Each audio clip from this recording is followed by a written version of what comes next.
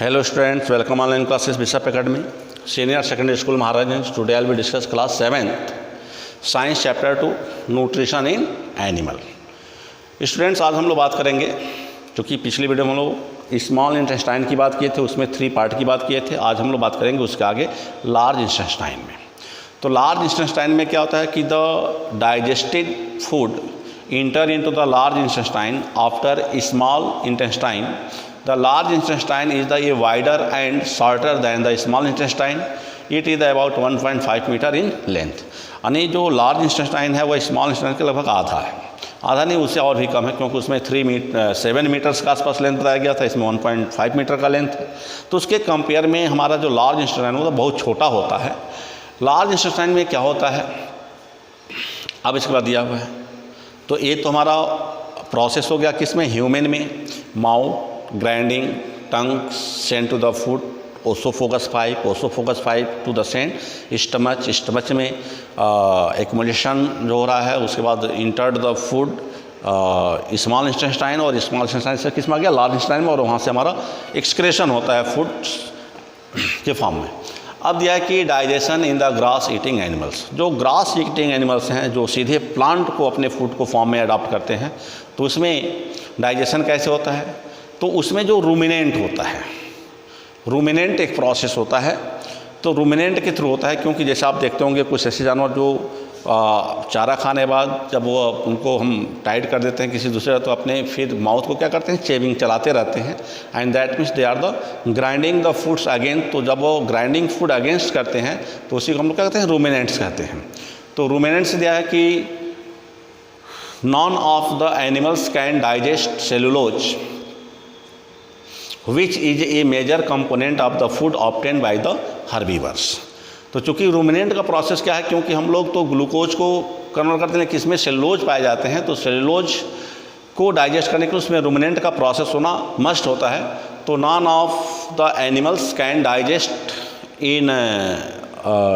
Cellulose which is a major component of the food eaten by the herbivores.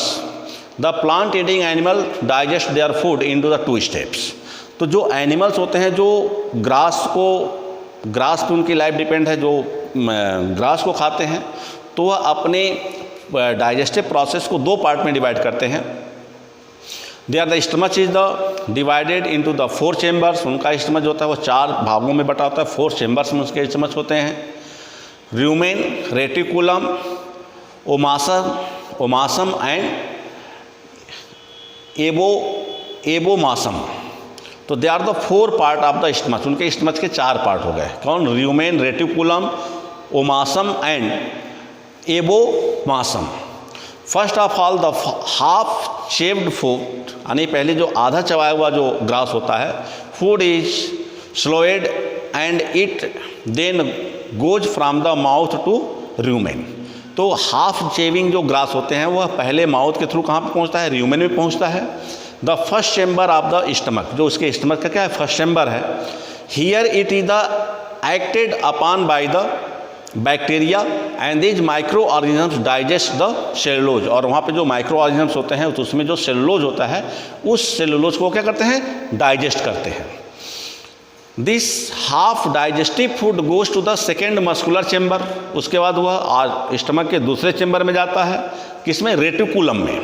तो जब दूसरे part वो reticulum में जब हाफ डाइजेस्टिव फूड पहुंचता है तो वहाँ पे कहता है कि from the reticulum the food is the sent back to the mouth. फिर रेटिकुलम वहाँ से क्या करता है, उस एनिमल के माउथ में उस फूड को रिटर्न बैक करता है। As cud to be the chewed again, फिर से जहाँ पे वो उसको क्या करता है, चबाता है। और chewing of the curd is the called ruminant. और यही प्रोसेस हमने बताया, शुरू में बताया था कि उसी प्रोसेस को क्या कहते हैं, रूमिनेंट कहते हैं। And such animal are the called ruminating animals are ruminants, cow, goat, buffalo, sheep, bison etcetera. They are the good example of the ruminants animal.